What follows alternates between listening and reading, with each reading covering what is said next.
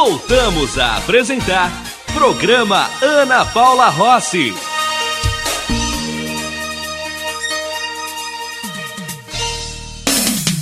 Entrevista do dia. 12h32, estamos de volta já com o nosso convidado de hoje.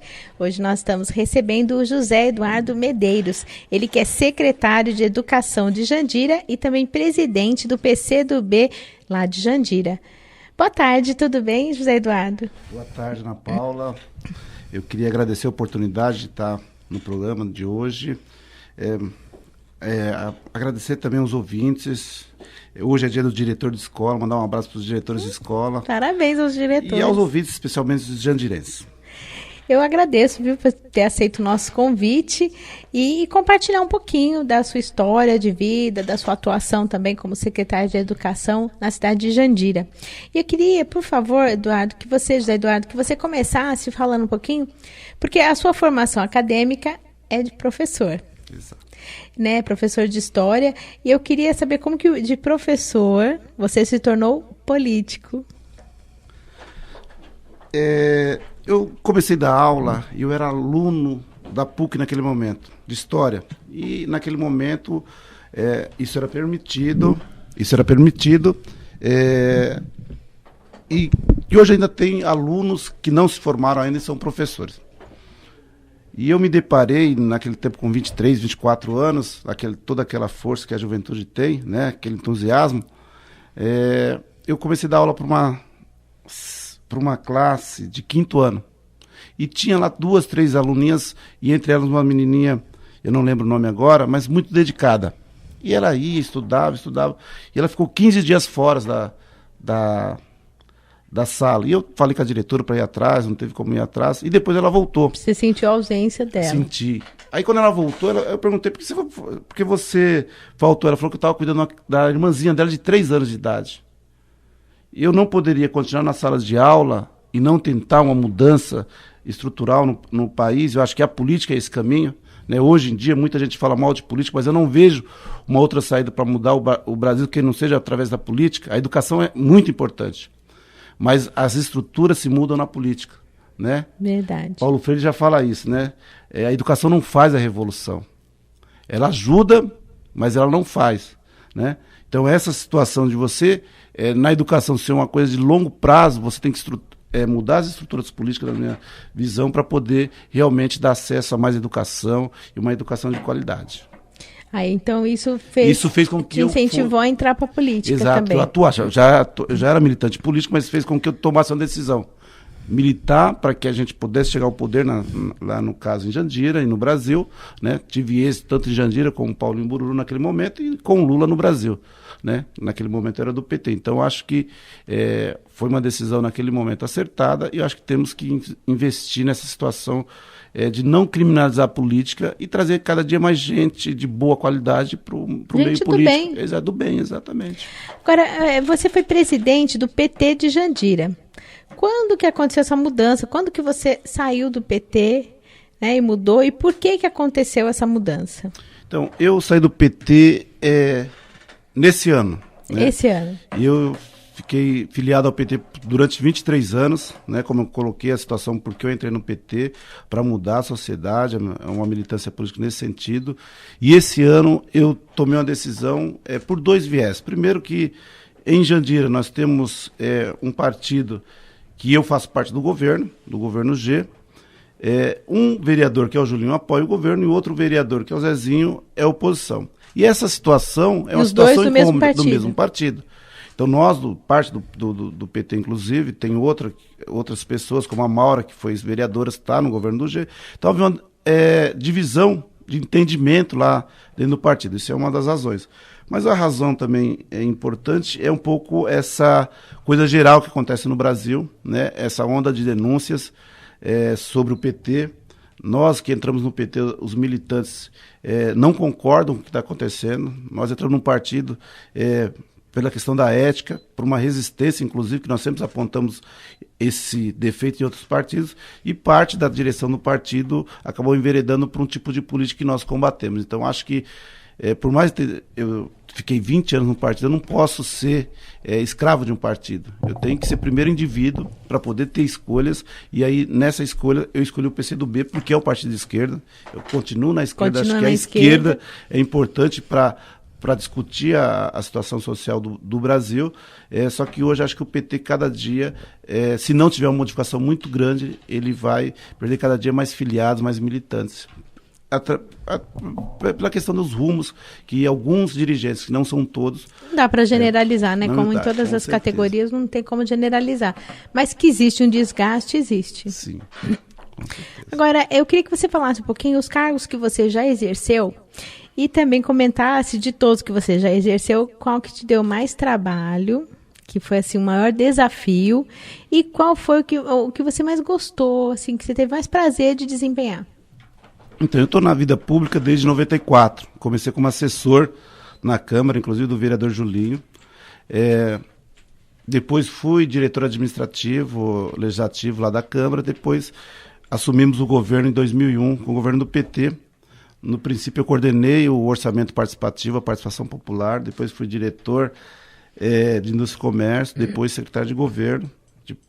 Aí eu fui para Brasília. Secretário de governo é um grande desafio. É um grande desafio.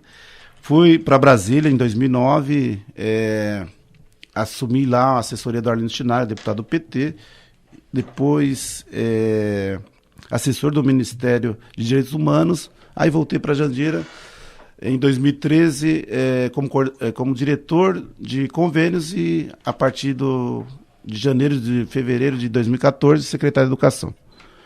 Qual o cargo desses todos que eu acho que ele foi bem gratificante, foi interessante, mas tem muito trabalho? É a questão da Secretaria de Governo. Por quê? Eu imaginei. Porque na Secretaria de Governo você quase não tem uma ação direta. Você é um articulador de um governo, né, que você tem que articular outras secretarias, e numa questão muito central do governo, que é a projeção política, os interesses políticos do governo que está eleito. Você depende da sua relação com o prefeito, você depende de como os secretários trabalham, né? Então você tem que ser aquele... Se relaciona muito com os secretários, com os próprios vereadores. Exato, com os próprios vereadores. Então é um cargo interessante, mas bastante desgastante. O cargo atual, não é por ser atual, mas eu me sinto mais realizado. Por quê? Porque você faz uma ação direta. Então hoje eu sou secretário da Educação de Jandira, nós temos 1.500 funcionários, só na Secretaria de Educação. 1.500 funcionários. 1.500. É metade dos funcionários da prefeitura. Nós temos atendimento diário de 11 mil crianças. Só para ter uma ideia de como, para Osasco talvez seja pequeno, mas para a região é grande. E você age diretamente. Então, eu tenho um problema na educação, eu vou, converso com o professor, converso com o diretor, converso com o pai. É mais gratificante que você vê sua ação acontecer. Entendeu? Você tem um pouco mais de autonomia e de liberdade para executar uma política pública. Então, o mais difícil, ser secretário de governo, e o mais gratificante, ser secretário de educação. Agora, hoje, como você disse, você é secretário de educação no município de Jandira. E fala um pouquinho de como que está a pasta, né, a Secretaria de Educação no município. Nós tivemos, você sabe, Ana Paula, uma situação em Jandira, não só a educação, mas toda a prefeitura sofreu um grande trauma em 2010 com a morte do prefeito Brás, né? E para quem olha de hoje, mas morreu um prefeito, mas isso abala todas as estruturas. Por quê? Porque, primeiro, nenhum dos mandantes assassinos estão presos, né? Estão presos não estão presos. Então ninguém descobriu ainda se é ou se não é, o que aconteceu de fato. Isso já faz quanto tempo? Isso foi em 2010, 5 anos. Então, e como se desenhou esse crime, isso acabou afetando a autoestima dos funcionários. Não só dos funcionários, eu acho que da cidade, dos moradores, da cidade como um todo mesmo. Isso foi um grande baque. Imagine você chegar a ser prefeito, como está sendo prefeito agora, de uma cidade ainda nessa situação sentimental mesmo, de trabalho. Então, não só na educação, mas na cidade, um trabalho de recuperação que nós estamos fazendo. De estabelecer acordos, de estabelecer verdades, de estabelecer o que é certo, o que é errado. E, infelizmente, então, toda hora que você vai conversar com um funcionário, tem sempre aquela coisa da desestruturação, da falta de respeito, da falta de organização. Então, ainda tem reflexo. Ainda tem reflexo, porque é uma coisa que fica no ser humano, então você tem que diariamente provar que você está fazendo diferente, que você vai cumprir a palavra. E nós estamos, né, no governo e na educação fazendo esse diálogo importante. né? Porque eu acredito, enquanto servidor público de muito tempo, apesar de ser cargo comissionado, de que o principal ativo da administração pública é o servidor. Sem dúvida. Porque se você não traz o servidor para o seu lado, por exemplo, na educação, quem é o mais importante de todos? Não é o secretário, não é o prefeito, é o professor que está diretamente na sala de aula. Se ele não tem um entusiasmo, se ele não se sente privilegiado, se ele não tem uma formação, se ele não tem apoio, como ele vai ser um professor? Se não é respeitado, se não tem diálogo. Então, essa situação que nós encontramos, eu sou o 6º ou 5º secretário em 5 anos. Né? Você pega 2009... Causa muita insegurança no funcionário. Muita insegurança, descontinuidade, aquela que nós brincamos lá, o eterno inventário da roda, já tem coisas prontas, aí quem chega quer desconstruir, só porque o outro é de outro partido. Então o que eu fiz quando cheguei lá, só para um rápido situação da educação, eu encontrei muito desorganização nesse sentido, falta de entendimento, e nós reorganizamos para ter um planejamento único, focar no aluno. Nós sempre começamos uma conversa, na secretaria nós decidimos quais são os nossos valores, qual o valor que nós temos aqui para trabalhar enquanto equipe. Então, sempre que nós vamos dialogar, nós vamos ver os valores. Outra coisa, nós focamos na aprendizagem do aluno. Sempre que vai falar com alguém, isso influencia a aprendizagem do aluno, se influencia, nós tratamos primeiro. Isso não influencia, nós vamos tratar depois e tratar o interesse dos alunos. Observam as prioridades. Sim, até mesmo porque é uma cidade pobre. Né? Se você pegar a per capita dela, pegar o valor e o número de crianças, é um investimento... É pouco recurso. É pouco recurso. Então, nós priorizamos o quê nesse ano? Inclusive, nesses 2 anos, 3 anos do governo. Nós priorizamos o funcionário ou o professor. E por que nós priorizamos? Nós fizemos um plano de carreira, inclusive teve uma greve na cidade. A ex-secretária é vice do G, a DET, e eu entrei por um movimento dessa greve que desgastou naquele momento. E qual que era uma das pautas? A implantação de um plano de carreira unificado. Nós implantamos. Então hoje, Jandira foi implantado. Tem um plano de carreira em que o professor... É uma das grandes reivindicações. Da categoria, da educação. Sim. E hoje, nós temos a lei do piso nacional, que entre outras coisas, que o nosso salário é maior que o piso determina, mas nós temos a questão de 1/3 da jornada de trabalho sem o trabalho direto com o aluno. E isso, Ana Paula, é fundamental na minha visão enquanto educador. Isso é difícil implantar, hein? Muito difícil. Por quê? Porque você, querendo ou não, você tira 30% do professor da sala de aula. Você tem que investir nisso. Porque quando você tira, você não deixa ele sem ninguém. Vai ficar com quem? Ninguém. Exatamente. Então é um investimento. E esse investimento, ele vai dar fruto, eu acho que nos próximos anos. Porque nesse momento que o professor sai da sala de aula, ele está se preparando melhor para ser professor. Né? Porque ele tem uma formação contínua, mas ele tem 30% todos os dias para preparar melhor a aula, para avaliar o aluno que ele lá naquele mesmo dia teve um problema. Então acho que esse é vamos dizer assim, uma base, um pilar para melhorar a educação no Brasil. Nós conseguimos implantar. Né? Conseguiram implantar também. Conseguimos implantar. Então isso acho que que esse diagnóstico mesmo Você tem informação das cidades, da região? Porque eu não tenho. Eu acho que a maioria não implantou. A maioria não implantou e é uma coisa que nem todo mundo gosta de falar, né? Não, eles gostam, eu falo como vereadora porque era uma das reivindicações da classe de professores. E assim, a gente percebe que esse assunto era... É um investimento grande. Não é um custo, é um investimento grande. Né? Então essa situação, assim, o diagnóstico que nós estamos no caminho certo, organizamos... vamos dizer assim, o nosso rumo, e aí esse rumo ele tem como princípio o diálogo, o respeito com todos, o foco no aluno e essa formação continuada, os recursos que a gente tem que estar sempre conversando, né? Agora, você não sei se você deve ter enfrentado diversas dificuldades. Você poderia destacar algumas, né? Quais são as principais dificuldades enfrentadas na Secretaria de Educação? Eu acho que na secretaria e no serviço público, uma bem genérica, mas acho que tem que ser bastante conversada, é a questão do estímulo ao trabalhador, que no caso da educação, para que ele se sinta parte de um projeto.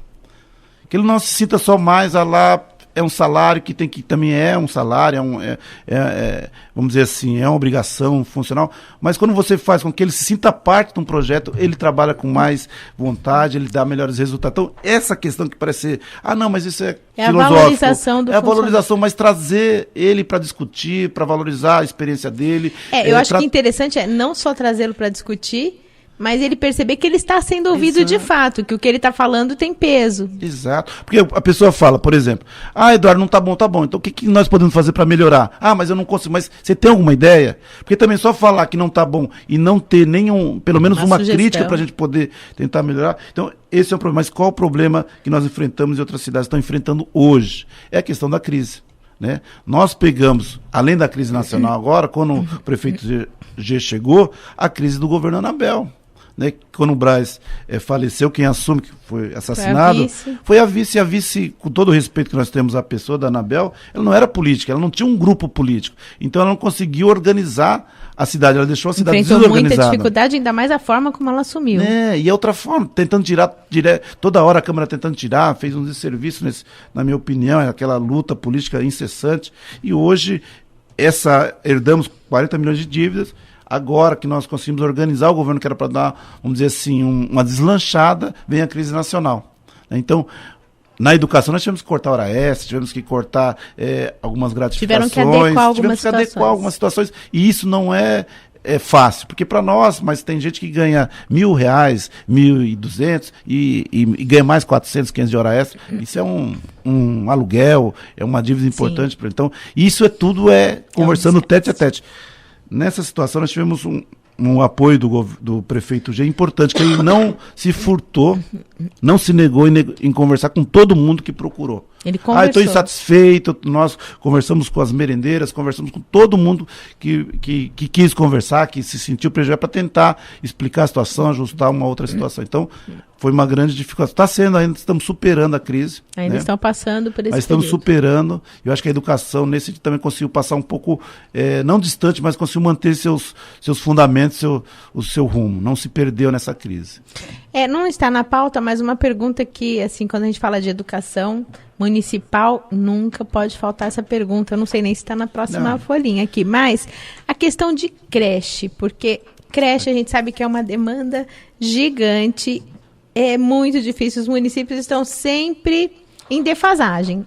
O que eu percebo assim, constrói uma nova creche, aumenta o número de vagas, mas já está em defasagem de novo. Quando constrói, já ainda continua em defasagem. Como que é a situação em Jandira com essa questão de vaga em creche? A situação em Jandira é parecida com a região e com o Brasil. Não sei se você sabe, mas em média as cidades brasileiras têm 30% de atendimento dessa faixa etária. Não é muito mais, talvez uma cidade ou outra tenha um pouquinho mais do que 30%. Nós temos, não só a Jandira, mas toda a região metropolitana sofre uma questão da judicialização da vaga. Então, chega a justiça e fala, você tem que atender. Só que o diálogo não é tão frutífero, por quê? Porque parece que não tem vaga, que você não quer porque não tem, que você não quer dar a vaga, mas não tem a vaga, porque o financiamento é pequeno. E é determinado, porque daí o Conselho Tutelar entra em atuação e é determinado que se dê a vaga. Só que se não tiver o aumento do financiamento, Ana Paula, o que vai acontecer? Vai se fatiar as vagas que você tem. Então, nós temos lá, por exemplo, 30%. Se começar a colocar, nós vamos ter as mesmas vagas. Você vai ter que colocar 2 crianças na vaga de uma. Né? Então, a qualidade do atendimento vai cair. Nós tivemos um problema sério também em Jandira recentemente, mas no esforço de tentar acertar, que foi aluguel de creches. Jandira é uma cidade pobre. Se você for na cidade, você vai ver que casas que não são apropriadas para creche, hoje são creches. Por quê? Porque era uma coisa, tem que atender. A urgência acabou fazendo. A urgência faz você ter um prédio não adequado, na maioria das vezes, e você ter uma relação menor de número de funcionário e alunos. Então, nós temos creche com 2 alunos para cada funcionário. Então, você tem 50 funcionários para ter 100 alunos. Isso é inviável economicamente. Você tem que ter uma relação pelo menos de 4 funcionários para cada 4 alunos para cada funcionário, porque você tem a possibilidade de atender mais pessoas. Nós estamos construindo uma creche com dinheiro próprio, né, com recurso do município, na região do Marília, lá num dos bairros da cidade, e que nós atenderemos mais 150 crianças. Fizemos também uma organização com as entidades sociais para fazer subvenção. Então, nós estamos aumentando o número de creches, de vagas, mas um esforço muito grande. Até mesmo que não aumenta muito o financiamento, porque não é só construir o prédio, é também o custeio. Em Jandira nós temos outro problema que o governo... o que mais pesa, na verdade, né? Sim. O custeio que você tem em um ano paga a construção. Exatamente. E nós temos um problema na nossa cidade, eu acho que a região aqui toda tem, que o governo federal e estadual, eles criaram um modelo de creche para construir que são 2.000 metros quadrados. Você tem que ter 2.000 metros quadrados plano. Como você constrói numa cidade que nem Jandira que tem 17 km quadrados? Você não tem como construir. Você vai achar espaço você físico. Não tem como, espaço físico. E é uma luta nossa no Ministério de que mude para algumas cidades da região, faça verticalizado. Porque inviabiliza. Não tem, Osasco também é um local que não tem como. Carapicuíba não tem, Itapevi talvez, mas aí você leva muito longe da casa da criança. Então esse é um problema. Então a creche é um problema que deve ser pensado, eu acho, no Plano Nacional tem uma proposta que em 2022 chega a 50%. E você chega numa cidade que diz o seguinte, que você faz, que a ex-prefeita assinou um termo de ajustamento de conduta, dizendo que toda criança que precisar de creche tem. Se toda criança de Jandira for buscar a creche, o que vai acontecer? Nós vamos falir a cidade. E aí não é só a creche, você fala toda a estrutura. E tem algum critério de prioridade? Porque a gente observa que como a demanda é maior do que o número de vagas, eu não sei, deveria ter um critério, porque eu sou muito questionada, às vezes algumas mães procuram, eu tô tentando vaga em creche, preciso trabalhar, eu sei, minha vizinha que não trabalha, fica o dia inteiro em casa, ela conseguiu a vaga e eu não consigo, e eu tenho já um emprego e tô com dificuldade, não tenho onde deixar a criança. Tem algum critério na hora de disponibilizar essa vaga que é tão procurada? Então, esse também é uma outra questão bastante discutida e que o próprio MEC, os teóricos da educação, chegaram à conclusão e hoje está no ECA, na LDB também está, de que a creche não é um direito do pai, é um direito da criança. Por ser um direito de criança, quem precisa mais? Né? A mãe que está trabalhando ou a mãe que não tem nenhuma condição de criar, né? Que está numa situação difícil financeiramente, mas não tem emprego. Então hoje já está consolidado no meio da educação que a vaga é da criança. Então qual é o único critério? É ter a criança e ter a vaga. Lá qualquer. Quem chegou faz sorteio, não. A gente chegou na fila, precisou. É ordem de chegada. É ordem de chegada. Infelizmente isso, ordem de chegada. Aí, como de vez em quando a fila se inverte? Quando alguém vai no judiciário, mostra as suas dificuldades. A juíza também é sensível nisso, porque ela fala, além de precisar, tem que saber se não tem outras condições, né, para poder ficar essa criança. Mas é um direito da criança. Né, porque já num período não tão distante, a creche era vista só como cuidar. Sim. Né? E até que era da ação social, você foi secretária aqui da PAS, você sabe disso. E recentemente quando eu assumi já não era mais educação, né? Já era educação, mas um pouinho antes era atribuição social, da promoção social, exatamente. Então, passou para a educação, só que nem todo recurso ainda está organizado. Por exemplo, qual o professor hoje que se forma para ser professor de creche? E nós temos professor no berçário. Então é uma coisa que está ainda em construção. Melhorou muito, mas precisa melhorar mais. Tem muito a caminhar ainda. Muito a caminhar. Agora, quais os projetos de maior relevância na área da educação hoje em Jandira? Eu vou destacar entre vários 2 projetos, né? Nós temos um projeto que é o Mais Educação, que quando nós chegamos, havia apenas uma escola em tempo integral, e hoje nós temos 1.300 alunos em 13 escolas em tempo integral. Eu tenho 6.500, 6.000, um pouco mais de alunos no fundamental. Desses 6.500, eu tenho 1.500 em educação integral. Como funciona essa educação integral? Interessante. Por quê? Porque o governo federal, uma parceria com o governo federal, ele manda parte do recurso e nós complementamos.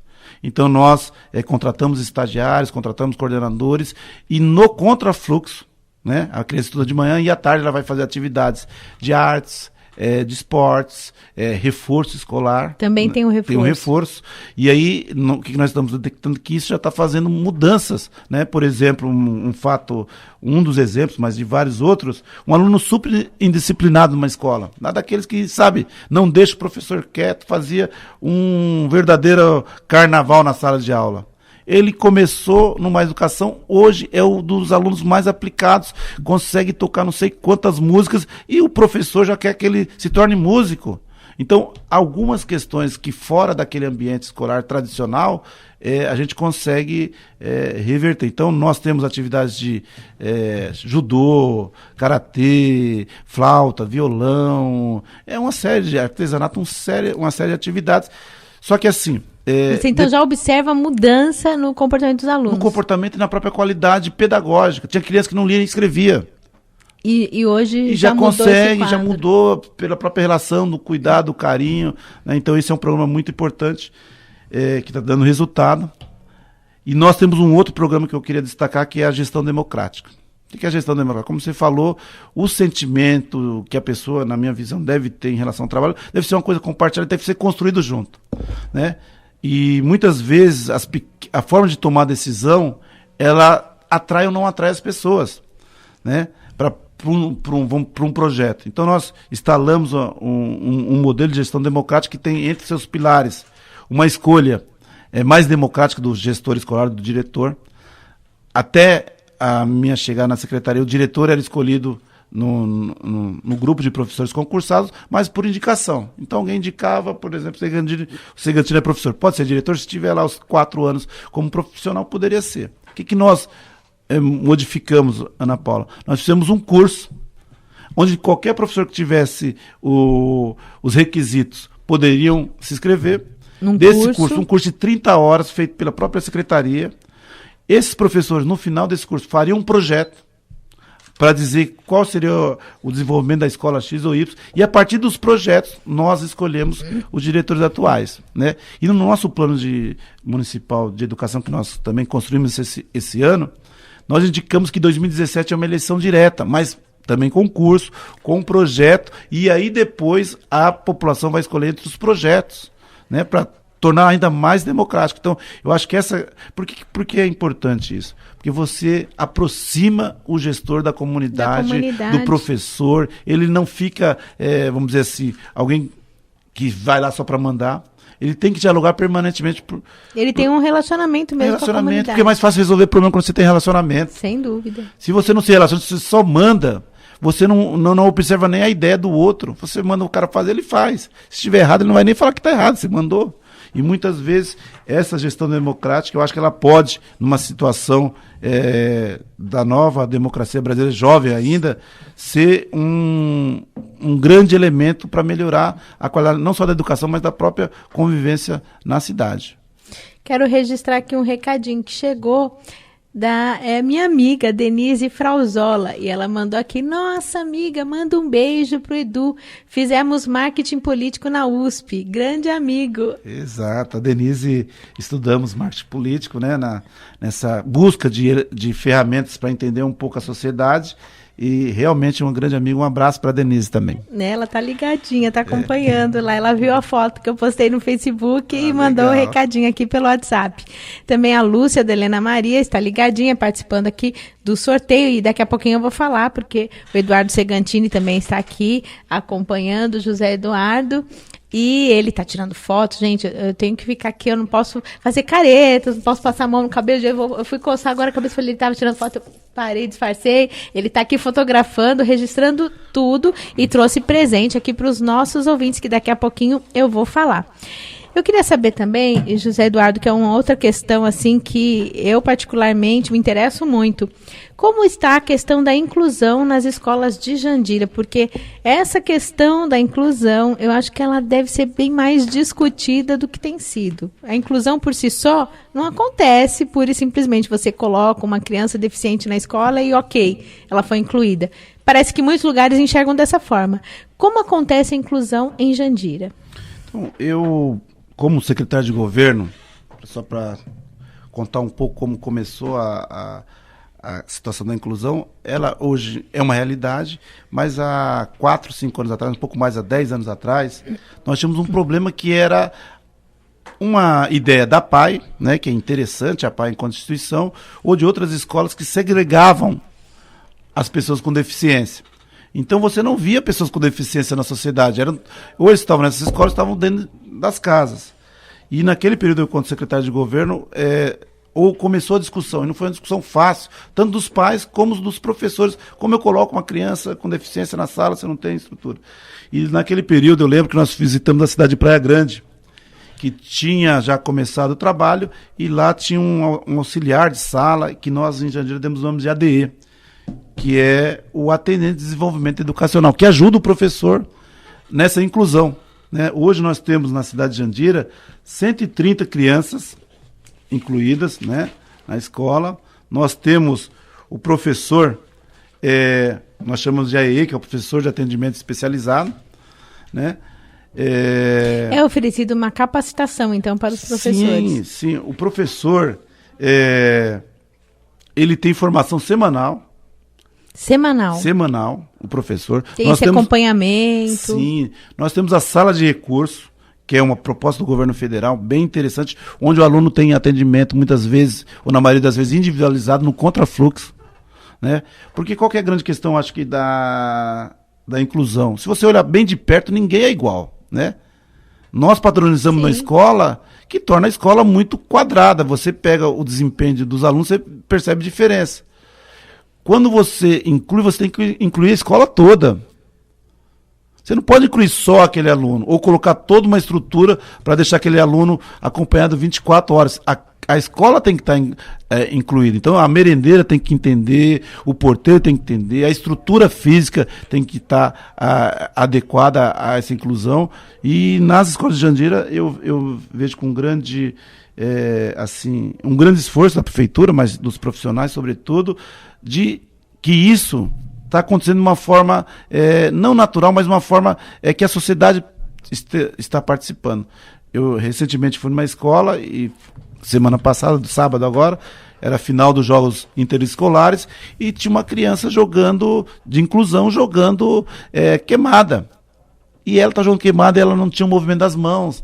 E as crianças ninguém rejeitava, entendeu? Ele já está incluído naquela escola. Você percebe que está incluído naturalmente. Então, eu acho que essa possibilidade de trazer as crianças, elas conviverem com quem tem ou não tem deficiência, vai tornar o Brasil melhor, o mundo melhor, e tirar um pouco aqueles estigmas, né? De que porque o cara é alto, branco, louro, moreno, ele é melhor que o outro, né? Cada um tem as suas habilidades. Então, porque eu tenho as minhas dúvidas com relação à inclusão. Na verdade, assim, a questão do deficiente físico, eu considero que ela acontece de uma forma mais completa. Basta que a escola tenha condições de acessibilidade, que tenha vamos dizer, na sala de aula, uma carteira adaptada, porque eu conheço casos de alunos que não têm os braços, então escreve com os pés, tem que ter uma carteira adaptada para que ele possa fazer isso. Então, acho que desde que se tenha essa adaptação, isso acontece. Agora, com a questão do deficiente intelectual, muitas vezes é uma inclusão só no papel e não na prática. Eu fui vereadora aqui, eu fazia parte do conselho dos deficientes do município, representando a Câmara. E a gente recebia, às vezes, alguns pais, assim, que os filhos foram para a inclusão, porque aqui tem a escola especial, saíram da escola especial para a inclusão, mas, infelizmente, a mãe relatava a seguinte história, que não podia levar o filho para a escola no dia de prova, porque a professora pedia para não levar, para não atrapalhar o andamento da avaliação. Outras situações do tipo, ficar só 2 horas na escola, porque depois do intervalo, não tinha ninguém que pudesse acompanhar no intervalo, e a criança... Aí eu falei, mas puxa, ela perde prova, né? Na minha inocência, eu falei, ela perde a prova. Aí a pessoa, não, Ana, a minha filha não sabe distinguir o que é branco e o que é preto. Ela fica sentada na sala de aula, sem fazer absolutamente nada. Fica sentada, ela não sabe escrever, não sabe desenhar. Ela fica com papel na frente dela, ela faz uns riscos, e essa é a inclusão. Então, a luta da mãe naquela época era retornar a filha para um atendimento diferenciado numa escola especial. O que você pensa com relação a essa questão, esse tipo de inclusão? Então... nós aí temos que pensar um pouco qual que é o papel da escola, porque um dos papéis da escola é a escolarização, o letramento, a situação. Um outro papel importante, nem sempre lembrado da escola, é a socialização. Uma pessoa tem que viver com outras para ser aceita e para aceitar. Sim. Como que eu vou aceitar alguém, por exemplo, no seu tempo, no meu, a gente tem a mesma idade quase, a gente não via nenhum deficiente andando na rua, as famílias escondiam. Em Jandira, e eu nasci em Barueri, mas moro em Jandira há 40 anos, tinha gente vivendo em jaula. Os pais não tinham condições. Eu visitei a casa, o menino vivia numa jaula, porque não tinha as condições. Se esse menino tivesse lá no começo, tido um tipo de sociabilização, tivesse algum tipo de convívio, seria diferente a vida dele. Nessa situação, Ana Paula, como que eu vejo? Tem uma situação que é a limitação mesmo do entendimento psicológico, né, da possibilidade de aprender alguma coisa, mas não há de se conversar, de conversar, alguns tem, mas de poder estar junto com o outro. Então, acho que a escola não é só para aprender a ler e escrever, mas é para estar junto, aprendendo com o outro, com o exemplo do outro, a estar junto mesmo. Então, acho que em algum momento é melhor a escola pública, mais universal nessa casa, inclusive, do que uma escola que só... Ele vai aprender também na outra? Se ele for para uma escola que só tem meninos com a mesma deficiência, ele vai aprender?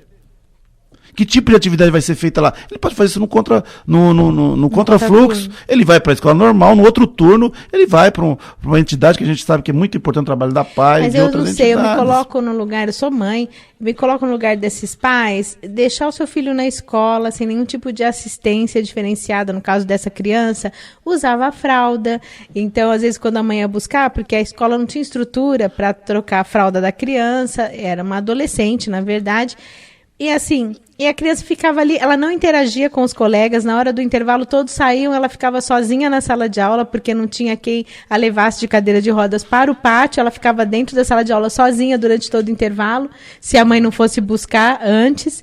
Então, assim, eu não sei, a minha opinião pessoal, que eu sou formada em pedagogia, isso não é inclusão. Não, isso eu também concordo que não é inclusão, mas lá em Jandira, por exemplo, como eu te falei, a nossa primeira preocupação foi criar um cargo de um profissional de apoio, que dá o ADE, para dar justamente essa sustentação. Fazer isso, porque ele leva no banheiro, ele troca, ele leva a criança para brincar com os outros outros começam a perceber. Aí você tem porque lógico, porque daí ele você trabalha não só a criança deficiente, mas os outros também. Justamente, que é a aceitação. Porque também levar lá, deixar no cantinho não vai adiantar. Sim, mas perfeito. Acho que se a escola fez isso em algum momento, é porque faltou, sei lá, uma pressão política, uma pressão não política, não sei dizer política, mas da sociedade, porque a inclusão ela tem que ser vista como uma coisa necessária a uma sociedade melhor, inclusive brasileira. De uma forma positiva. Se nós temos uma divisão de riqueza tão desproporcional no Brasil, não é só incluir quem está com deficiência, quem tem deficiência, mas é incluir de forma geral. Alguém que não tenha um sapato, para ele não se sentir excluído, quem tem um cabelo que não é o da moda não se sente excluído. Então, concordo. essas questões... respeitar as diferenças. Respeitar as diferenças. E no caso da desigualdade, criar condições para que essas desigualdades não desfavoreçam a criança. Sejam minimizadas. Minimizadas. Eu tenho lá nas formações que o grupo faz lá da educação, o nosso núcleo de educação inclusiva, uma imagem rápida que tem um muro e tem as crianças assistindo futebol, só que cada um tem uma altura. Como você nivela aí? Você põe um banquinho de cada altura para não atrapalhar. Aí você cria, né, uma desigualdade para facilitar uma igualdade. Então é isso que a gente, na minha visão, nós temos que trabalhar na sociedade brasileira e especialmente nas escolas. Quero registrar aqui algumas mensagens que estão chegando aqui no WhatsApp. Deixa eu falar que eu estou respondendo. Aqui recebendo. Olá, estamos na sintonia. Coordenadora do Mais Educação. Ela mandou aqui, parabéns, secretário, parabéns, Ana Paula, perguntas interessantes. Eduardo Medeiros, um secretário que sabe ouvir aqueles que o cercam. Tá registrado aqui, daí eu perguntei o nome, Nemazo. E a Adriana Biasoli, mandando um abraço a todos também, um abração para a Adriana, ela é radialista e está parabenizando aqui pela entrevista, e ela mandou aqui, a rádio poderia mostrar a imagem do entrevistado e também da Ana Paula. Com certeza, o Eduardo Segantini vai postar várias imagens, porque pelas fotos que ele está tirando, mas eu já postei a minha aqui, a minha humilde imagem, tirei uma foto, né, Eduardo, mas já postei também no Facebook e respondi aqui para ela. Falei, já está no Facebook. Quero registrar também algumas ligações. A Maria Rosa, do Jardim IP, participando do sorteio. Também o Clodovil Silva, do Jardim Santa Maria, Osasco, está sempre ligadinho, participando aqui também com a gente do sorteio. A Isabel, de Carapicuíba, ela falou assim que eu sou linda. Obrigada, Isabel, pelo carinho. Está mandando um beijo, diz que adora o programa. Que bom, Isabel, a gente faz o programa para vocês mesmo. Também está participando do sorteio. E a Maria do Carmo, de Parada de Taipas, ligadinha também, diz que admira o nosso trabalho aqui. Obrigada, Maria, um beijão para você e boa sorte também aqui no sorteio. Eu queria saber agora do José Eduardo, quais os projetos que ainda precisam ser implantados nas escolas municipais de Jandira? Se tem já algum projeto que está em andamento para ser implantado nas escolas? Sim, nós temos, como nós determinamos que o aluno é nosso foco, né, que a aprendizagem de todos os alunos é nosso foco, nós temos projetos ligados a essa centralidade. Nós temos um projeto importante para ser desenvolvido, que é a questão das assembleias mirins. Nós queremos trazer as crianças para discutir o ambiente escolar, junto com os pais, junto com os professores, mas especialmente, porque nós já fizemos uma rodada de assembleias pedagógicas, 2, na verdade, com os pais, com os funcionários e os professores. Agora nós queremos discutir com os alunos as regras, o entendimento deles de escola, né? Porque a experiência internacional... Ouvir os alunos também. Já escuta os professores? Sim, porque se o aluno ele se sente também próximo do que ele precisa aprender, porque tem uma coisa na educação que precisa ser pensado. O que é significativo do ponto de vista de aprendizagem? Né? Você pega uma criança de 5, 6, 7 anos e começa a escolarizá-lo. Mas o que tem aquilo a ver com a vida dele em família, com a vida dele antes da escola? E depois a própria escola, muitas vezes, ela não torna significativo o que está se aprendendo. Vamos pensar no exemplo. Você está estudando fração com a criança, fração matemática. Aí você vai lá na fração matemática e coloca na lousa. É muito abstrato para ele. Agora, se você fizesse um bolo, por exemplo, levasse uma tangerina, por exemplo, levasse uma fruta e com ele discutisse, cortasse ali, não seria muito mais significativo, muito mais prazeroso? Então, algumas coisas dessa significação é importante ouvi-los, até para entender como nós podemos melhorar a educação. Então, é um projeto das Assembleias Mirins. Existem outros projetos que vão na direção de aumentar a cada dia a formação permanente, a qualificação dos professores. Nós temos o ano que vem a implantação de alguns, não sistemas, de algumas assessorias. Esse ano nós já tivemos um projeto importante que vai continuar o ano que vem, que é um apoio de uma empresa que nós contratamos para o infantil. Né, pela primeira vez, porque o governo federal não manda material didático para o infantil na quantidade talvez desejada, nós conseguimos contratar, entendendo que no 4 e 5 anos a criança já começa, não precisa estar alfabetizada, mas já começa uma vida escolar já com maior, vamos dizer, organização. A gente tem que acompanhar, né, que as coisas estão mais precoces. Exatamente. Isso aumentou bastante, né, a rapidez com que eles aprendem. E outra coisa é fortalecer essa questão do nosso Plano Municipal de Educação. Nós fizemos um plano com bastante adesão popular da categoria. Lá na nossa cidade, mais de 2.000 pessoas participaram no plano, que não teve nenhum tipo de contratação de empresa, nós mesmos construímos.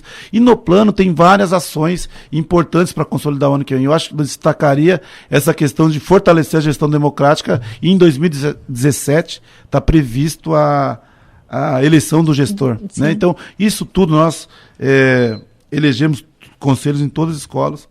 Né, havia conselhos que funcionavam, não funcionavam. Nós elegemos novamente todos os conselhos, mudamos a legislação do conselho, criamos um programa municipal de dinheiro direto para a escola, que vai ser depositado agora, né, para criar um fortalecimento dessa gestão, não só ir lá discutir teoria, mas na prática também como a sociedade pode contribuir com a educação melhor. Porque tem aquela coisa também que a pessoa fala, não, a escola é municipal. É do prefeito A, do prefeito B. Só quem está lá é o filho de quem do cidadão. Aquela escola é pública. Se ele consegue participar, se ele consegue fazer uma crítica positiva, isso vai ser bom para a família dele e para a cidade. Né? Então é esse nosso esforço maior, porque dentro disso vai aparecer muitos projetos interessantes. Nós temos a base já, que é o Plano Municipal, que indica vários caminhos, né? Várias ações. Sim. Temos o nosso planejamento, mas acho que o foco é isso, é manter o professor, o funcionário, todos os trabalhadores antenados e querendo a melhoria, a mudança, e aí tentar, nessa discussão, não perder o rumo que é o aprendizado de todos os alunos, que é o nosso foco. Agora, assim, a gente percebe também que muitos municípios têm enfrentado uma grande dificuldade, que é a falta de professores. Eu sou de formação, eu fiz magistério, que já nem existe mais, né? Então, passou. Eu fiz magistério, depois fiz pedagogia, e eu sempre comento aqui no programa, quando a gente fala sobre educação, eu falo, puxa, na minha época, na minha infância, era muito comum, as meninas da minha idade, minhas coleguinhas, todas queriam ser professoras. A gente tinha um sonho de ser professora. Eu já não observei isso nas minhas filhas. Eu tenho uma filha de 18, tenho uma de 13. Já não observei isso nem nelas, nem nas colegas. Eu nunca vi, assim, aquela coisa de, quero ser professora. Já não observei mais.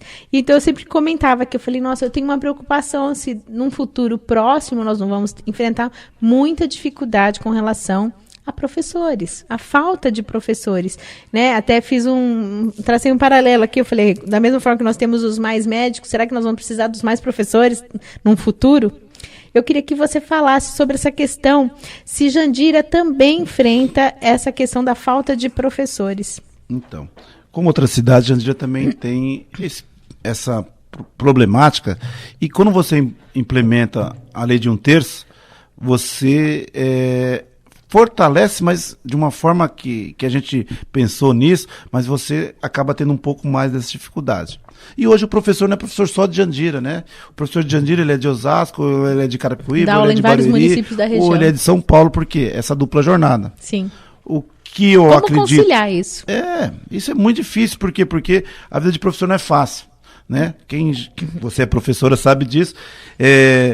Como nós fizemos? Nós garantimos uma carga suplementar, como se fosse uma hora extra.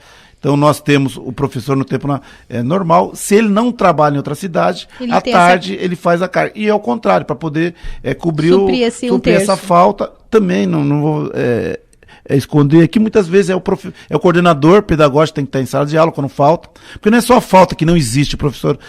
A nossa profissão é uma das que mais adoece o professor. Então, a falta contínua no trabalho é uma das que mais acontece, também. É comum. Então, nós criamos no plano a possibilidade abonada para organizar um pouco isso, né? Nós temos 6 abonados, então a pessoa pode programar a falta dela. Eu quero faltar tal dia porque preciso fazer alguma coisa que não é um médico, não é alguma coisa. Só que mesmo assim, ela tem direito. Ainda é uma falta, né? Então, hoje nós pagamos uma carga suplementar e eu acho que temos que ter mais concurso. Nós temos concurso, tem que chamar mais pessoas, só que nós temos hoje um problema da lei de responsabilidade. Lá está no teto, então nós estamos organizando. Mas sobre o restante que você falou, acho que é uma pergunta bem pertinente, é de que falta uma valorização social do professor. Porque se você for em algum lugar, vamos dizer que não estamos mais na idade também, né? Tivesse 20 anos, né, Eduardo? Você vai num bar namorar, quem vai falar que é professor ou professor? Ninguém, porque a sociedade não vê como uma profissão importante. Mas como mudou em pouco tempo, né? Mas outros países, só para você ter uma ideia, o Japão, a única pessoa, você deve saber disso também, depois do imperador que é reverenciado, é o professor. Nós temos países em que os melhores alunos, a Finlândia, por exemplo, chega no 2º, 3º ano, os melhores alunos, eles têm uma turma especial para virar professor. Por quê? Porque lá é socialmente e economicamente. Então nós temos hoje a formação do professor, ele ganha menos que todos os outros profissionais de nível superior. Então uma luta do Plano Nacional de Educação é equiparar isso. É pegar uma média desses profissionais de ensino superior e equiparar o professor. Mas eu ainda vejo assim, que melhorou muito do que era, sobretudo o salário. Se você pegar o salário em alguns municípios, hoje, o professor consegue sobreviver, não talvez da forma que precisaria ou mereceria, mas hoje ele conquistou um pouco, lógico, ele tem um pouco mais de possibilidade. Eu acho que só vai melhorar quando tiver uma dedicação exclusiva, 40 horas, e aí ele fazer disso uma carreira de uma única cidade, que ele vai escolher e vai ficar lá ascendendo na carreira. Se ele começou com 2.300, que é mais ou menos o salário de Jandira, inicial para 30 horas, quando chegar em 10 anos, ele, pelo nosso plano, estaria ganhando 7, 8 mil reais. É um salário de um diretor, lá nós temos secretário, depois temos diretor na secretaria. É mais que um salário de um diretor. Então, isso pode fazer com que a pessoa fique na profissão. Não é porque o salário baixo que faz a pessoa sair da profissão. Ela vai buscar outros caminhos na vida. Bom, eu quero agradecer, nós estamos chegando ao final dessa primeira parte da entrevista. Tem algo que eu não tenha perguntado, que você queira acrescentar, José Eduardo? Não, eu só queria, até uma falta de educação, mas agradecer o Segantini, que está nos acompanhando aqui, ele que foi assim o intermediário dessa nossa vinda aqui, esteve várias vezes lá falando da importância da participação, então um amigo que está aqui nos prestigiando, e os ouvintes também que estão nos escutando, porque eu acho que essa comunicação é importante Porque muitas vezes se fala de educação sempre no superficial. Sim. E a educação precisa de todos que possam ajudá-la. Todos, pais, todos. Professores, todos, mas é um envolvimento que tem que ter. Sabia, Ana Paula, que se o pai perguntar simplesmente, você deve saber, mas vou falar para os ouvintes, só perguntar pro filho, o que você aprendeu hoje, como foi seu dia, isso já tem pesquisas nacionais que comprovam que melhora o desempenho da criança. Então, coisas que qualquer um podia fazer, mas alguém tem que falar para o pai. Que está ao alcance de todos. Exatamente. 13h21. Nós vamos agora a um pequeno intervalo comercial. O José Eduardo continua aqui com a gente. Daqui a pouquinho voltamos com Mesa Redonda. Estamos apresentando Programa Ana Paula Rossi.